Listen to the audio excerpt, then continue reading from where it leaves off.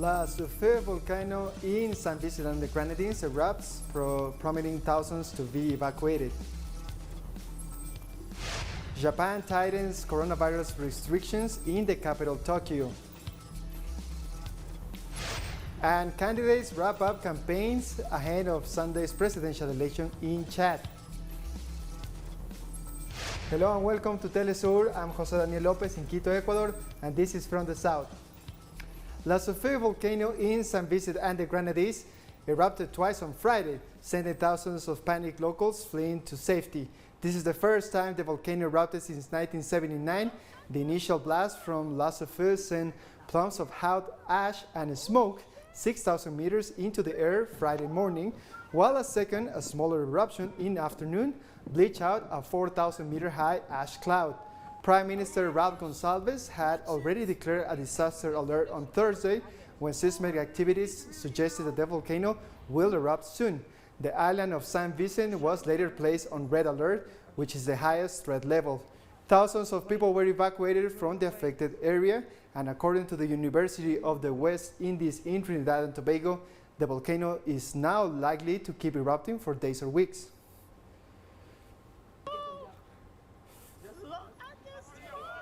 Antigua and Bermuda's government offered to house 250 evacuees from Saint Vicent at the Jolly Beach Hotel. All evacuees were tested for COVID-19 and were provided masks and other protective gear to stop the spread of the coronavirus.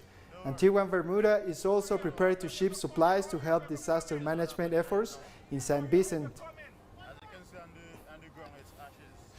4 cruise ships were expected to reach the island of Saint Vicent on Friday, 2 operated by Royal Caribbean and 2 from Carnival Cruise Line to help ferry evacuees to nearby islands or shelters elsewhere in the country. Meanwhile, the 3rd Royal Caribbean ship is expected to arrive in the coming days. Saint Lucia, Grenada, Barbados, and Antigua and Bermuda all volunteered to house evacuees.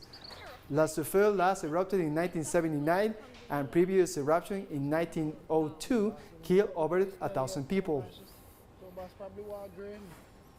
And Prime Minister Ralph Gonsalves expressed his gratitude for the support and solidarity offered by neighboring nations like Venezuela, Jamaica, and Belize, among others, following the eruption. People in Saint Vicent and the Grenadines, and in ordinary people, and in Grenada, and in Dominica, St. Lucia, and Antigua,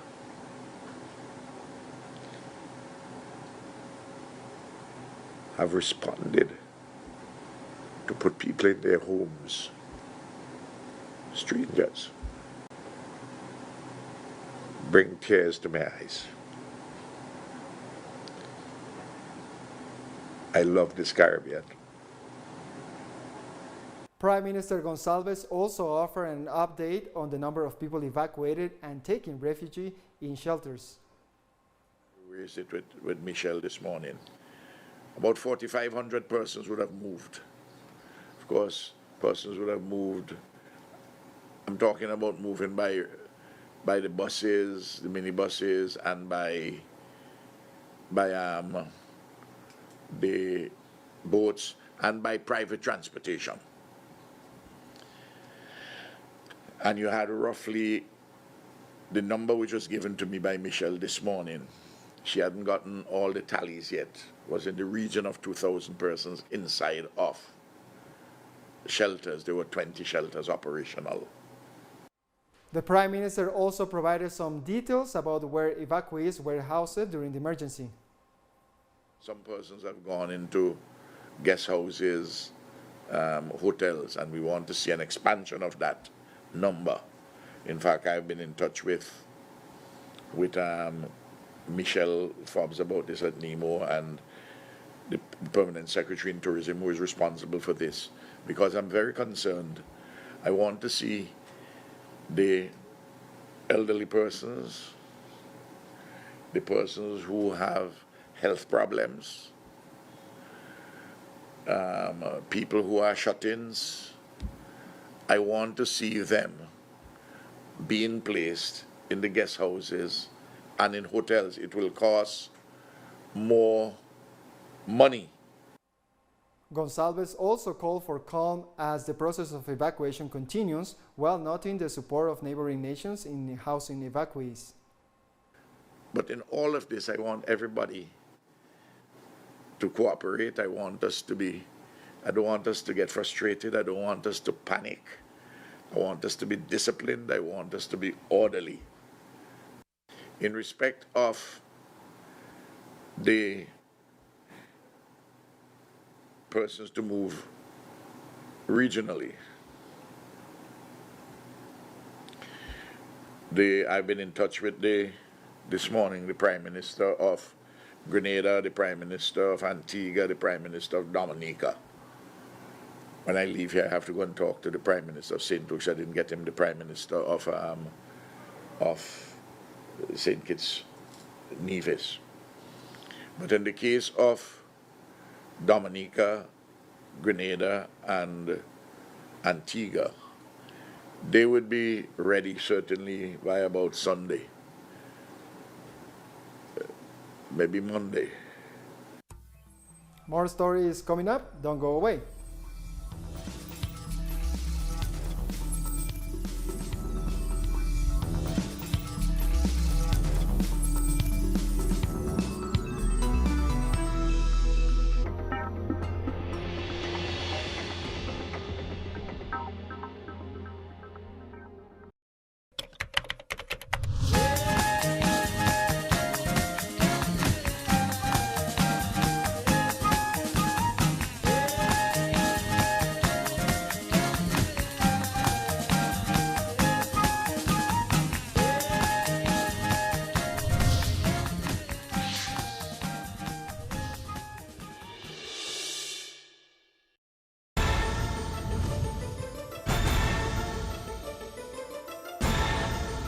Who's moving the chessmen?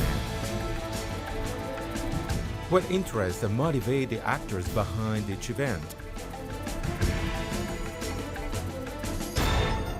The board is deployed there. Critical move.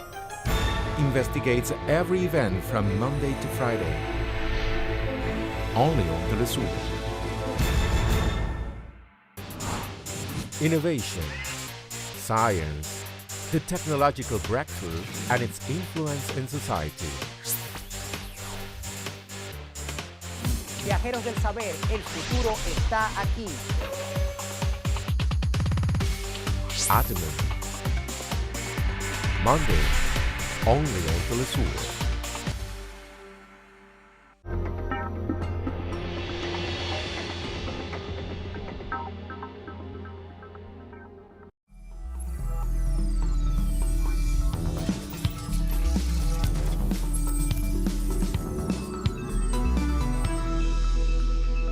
Welcome back.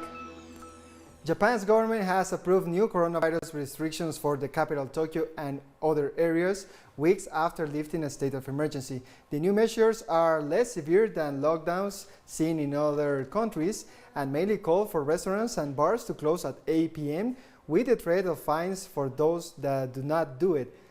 These restrictions have already been enforced in various hotspots, including Osaka, where a rebound in cases has forced the Olympic torch relay off public roads. The pandemic delay 2020 games are due to open on July 23rd in Tokyo, but a surge in cases in parts of the country is sparking new concerns. The new measures will be placed from Monday until May 11 in the capital and until May 5th in the regions of Kyoto and Okinawa. We came to the decision because of an increase in the number of new infections and the fear that the medical facilities will come under pressure in these areas. Turkey's hospitals are increasingly overwhelmed as the country has registered record daily numbers of new COVID-19 cases for the past 10 days, with nearly 60,000 new infections reported on Thursday. Head of intensive care units in several hospitals have pointed to a serious crisis if the upward trend continues. President Recep Tayyip Erdogan eased COVID-19 restrictions in early March to benefit the country's economy. However, with the spike in infections, he was forced to announce renewed measures such as weekend lockdowns and closure of cafes and restaurants during the upcoming Ramadan. Turkey has so far registered over 3.7 million cases, the seventh highest number in Europe. We're working in a very intense pandemic cycle. Can we call it a third wave? We can. We're extremely busy these days and we're intensively dealing with COVID patients. I can say that 70 to 80% of our hospital's capacity has been set aside for COVID patients, but the remaining 20% emergency cases that have been triggered by COVID that require medical care, and we're intensively dealing with those too. If this increase in infections continues at this rate, we'll be faced with a very serious crisis. It is not just the number of intensive care beds that's needed. For now, we are able to procure the organ protection equipment we need for those patients. But if this continues at this speed and the public doesn't follow the rules, maybe these resources will also be depleted after some time. Venezuelan Vice President Delcy Rodriguez has confirmed that the Cuban COVID-19 vaccine Abdala will be produced in Caracas. The state-owned pharmaceutical company Espromed Bio will produce the Cuban jab that Venezuela plans to use in its vaccination campaign as well. Abdala is in the final stage of phase 3 clinical trials and has so far proven to be safe and effective. On Thursday, the Vice President and Cuban ambassador to Venezuela, Dagoberto Gomez, visited the lab to verify the required conditions for the production of the vaccine. According to the Cuba's health minister, José Ángel Portal, his country's two vaccine candidates currently in phase 3 trials, Abdala and Soberana 02, are safe, create a positive immune response, and side effects are rare and usually mild. In Chile, a tourism boom in the seaside resort of Valparaíso during the austral summer has led to an explosive increase in coronavirus infections. We believe that this increase is directly related to several factors, but one of them is the holiday permit, which allowed a significant number of people to travel to districts in our region in a festive spirit of rest, relaxation, and disconnection after a very bad year. The atmosphere is palpable in hospitals that are collapsed, that are in total COVID mode. That means patients have to wait 4, 6, or 8 hours for medical attention in emergency rooms. Authorities in the Brazilian city of Rio de Janeiro have announced a partial easing of COVID-19 restrictions, claiming that conditions have improved despite a growing number of deaths. The measure was issued with immediate effect, allowing restaurants, shops, bars, and beaches to reopen with reduced opening hours and strict sanitary protocols, such as the mandatory use of masks. Rio Mayor Eduardo Paes said restrictions could be reimposed if infection rates increase again. Detentions of UN documented asylum seekers on the U.S. border with Mexico soared in March to over 172,000, the highest number in 15 years. As the United States continued to deport people trying to enter its territory, despite promises by the Biden administration to end the harsh immigration policies of his predecessor. They kicked us out as if, I don't want to say the word, but they kicked us out as if it was nothing. They didn't test us in the United States for COVID-19. They didn't test us. We don't have a safe distance between them. Many don't have face masks. Often, children are malnourished. These are the circumstances of where they have been in these times. And we're taking one last break, but stay with us.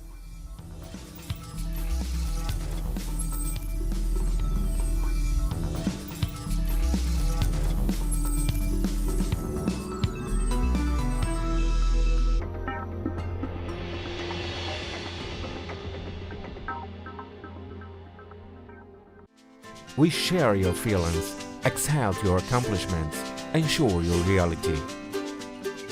Our approach is global and keeps us in tune with the peoples. Caribbean countries also get our signal. With enthusiasm, we will continue to broadcast for them. Because we are teleSUR, the news broadcaster from South America and the Caribbean. Innovation, science, the technological breakthrough and its influence in society. Viajeros del saber, el futuro está aquí. Atomy. Monday, only on teleSUR. It is our duty to reverse the damage we cause to the planet. Let's recover our natural ecosystems with actions in defense of the environment.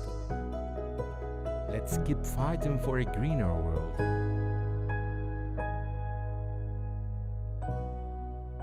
Wednesdays, only on teleSUR.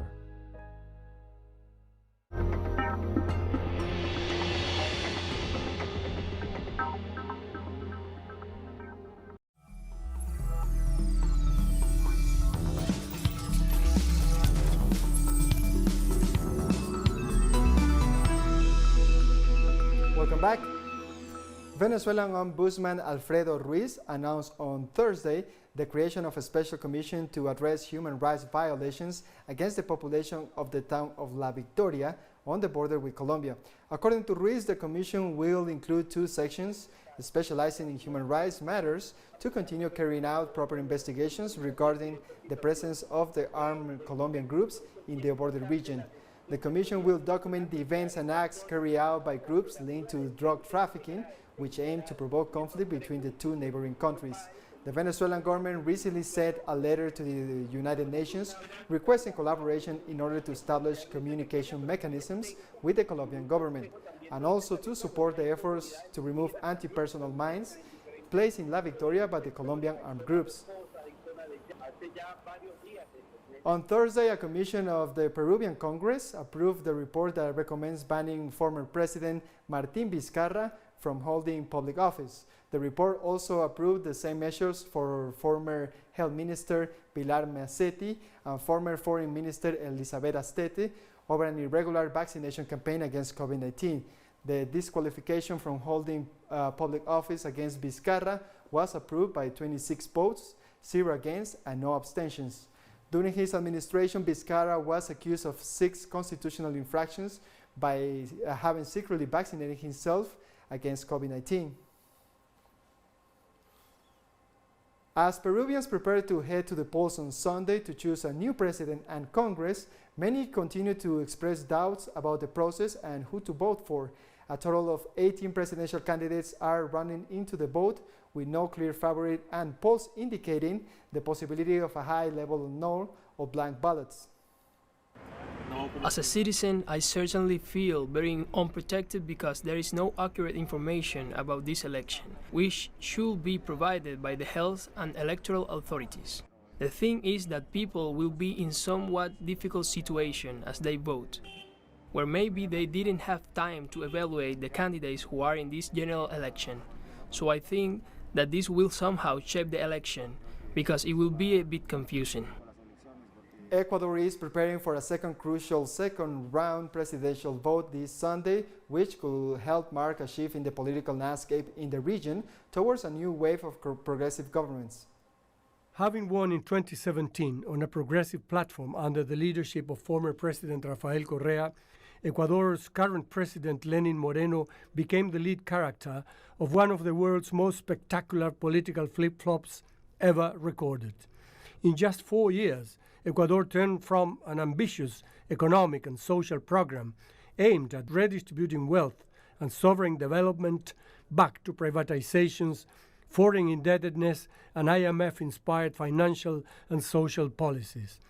Human rights violations, persecution of foes, and a close relationship with the United States and its right-wing regional allies became the rule. Moreno defeated then Guillermo Lasso, a banker, who became in turn his ally and is now disputing the runoff with Andrés Arauz, a 36-year-old economist and a former minister of President Correa. Arauz won the first round last February and polls position him as the likely winner, but cards show a number of uncertainties. Chadian President Idris Deby Itno closed his election campaign on Friday as the country prepares to head to the polls on Sunday when he is running for a sixth term in office.